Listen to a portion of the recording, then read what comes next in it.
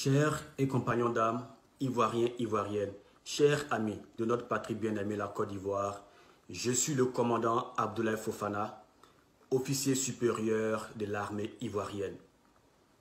Je voudrais m'adresser solennellement et respectueusement au chef suprême des armées, le président Alassane Ouattara, à propos d'une très grave dérive que j'ai le devoir de relever en ce jour afin que nul ne l'ignore.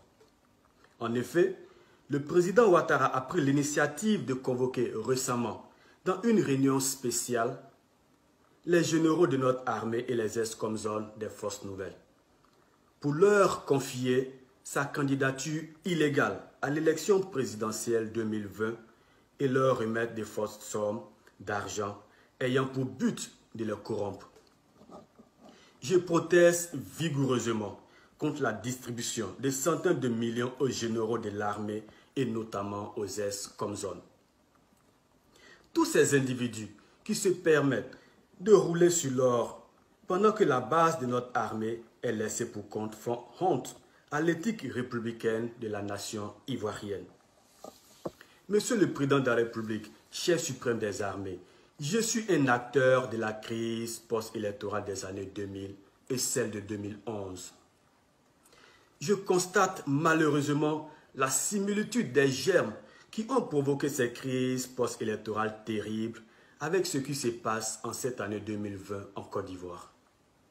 On peut en effet percevoir la crispation et la frayeur des populations aux approches des élections.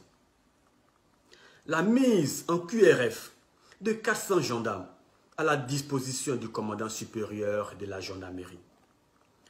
L'envoi à ces jours des derniers recrues à Akandje et qui seront mises à la disposition des unités commando après formation. Ce qui me fait rappeler mon histoire, car j'y suis aussi passé dans les années 2000 et je fus mis à la disposition de feu lieutenant Bokayapi aux approches des périodes électorales. Tout ce tohu-bohu, pour moi, est un déjà vu dans les années 2000 et 2010-2011. Est-ce qu'une armée républicaine doit être ainsi manipulée? L'armée doit être au service de la nation et non au service d'un individu déterminé à violer la Constitution pour être candidat à un troisième mandat, alors que selon l'article 55 de notre Constitution, nul n'a droit à plus de 2 mandats à la tête de l'État. En donnant 100 millions et 50 millions aux généraux et aux officiers supérieurs, vous intronisez la corruption dans l'armée. Monsieur le Président, et vous divisez l'armée entre les privilégiés et la majorité des laissés pour compte. Que vont donc faire les soldats qui n'ont rien reçu? Que vont donc faire les soldats à qui vous avez promis une villa à chacun depuis plusieurs années et qui n'ont toujours pas reçu le toit promis?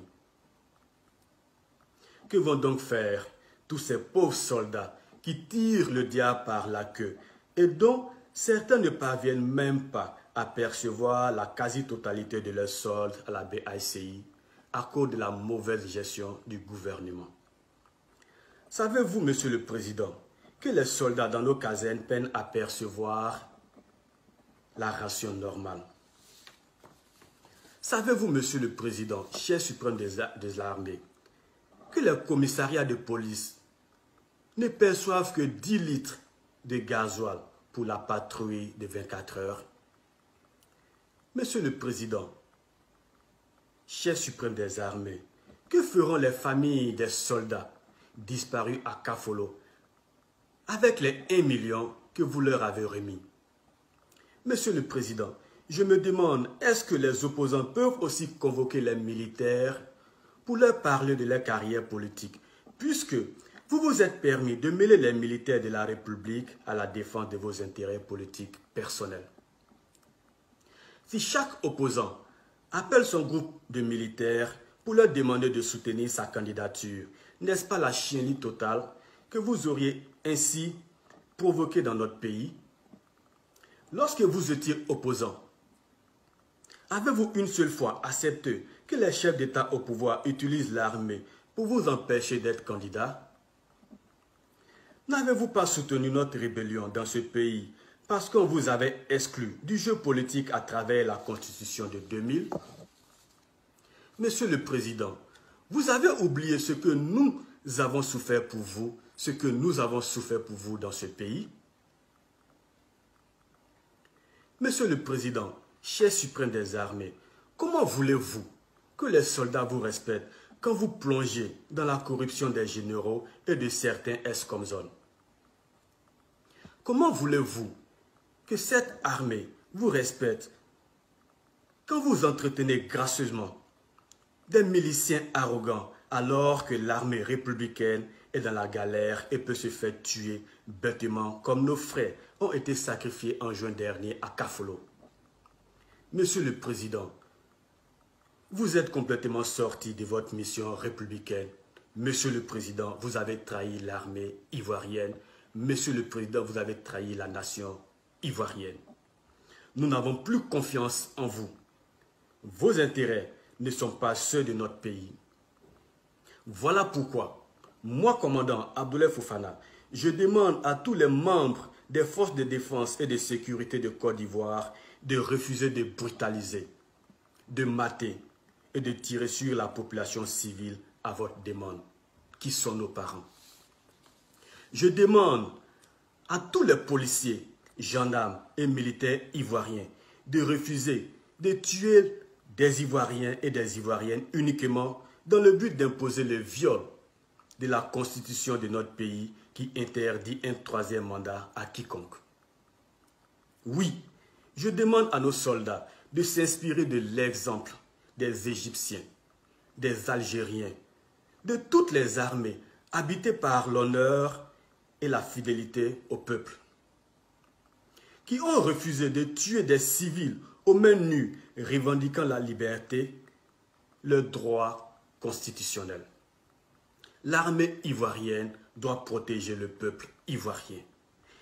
L'armée ivoirienne doit protéger la loi. L'armée ivoirienne doit respecter la loi. L'armée ivoirienne doit refuser de servir la guerre du régime RHDP contre le peuple ivoirien. L'armée ivoirienne doit garantir la paix, la justice, la liberté, la dignité de toutes les personnes vivant sur le sol ivoirien. Soyons dignes, soyons courageux, soyons inébranlables.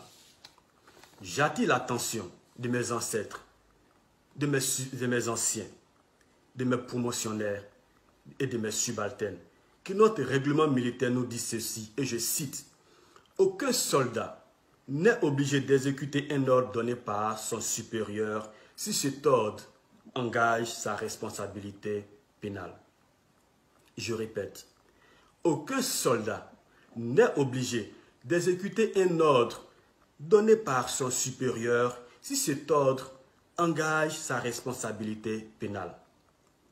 Monsieur le Président de la République, nous les militaires, nous refusons catégoriquement de nous associer à une pratique qui engendre la déstabilisation de notre pays, car l'histoire nous jugera demain. Le rôle de l'armée est de défendre l'intégrité du territoire national face aux agressions extérieures, tout en assurant aussi la paix à l'intérieur des frontières. Par conséquent, aucun militaire ne doit trahir son honneur, serment et sa crédibilité vis-à-vis de sa nation pour qui que ce soit. Car son objectif premier est de servir et protéger son peuple sans distinction de race, région, origine, ethnie et religion. Monsieur le Président de la République, chef suprême des armées, nul ne doit entreprendre une action qui ne répond pas aux intérêts du pays. Le bien-être de notre nation passe avant tout. Monsieur le Président, nous sommes bien sans ignorer que vous avez la possibilité, à partir de votre résidence, de vous rendre au Bima, à Assini et au Ghana, en passant par la Lagune.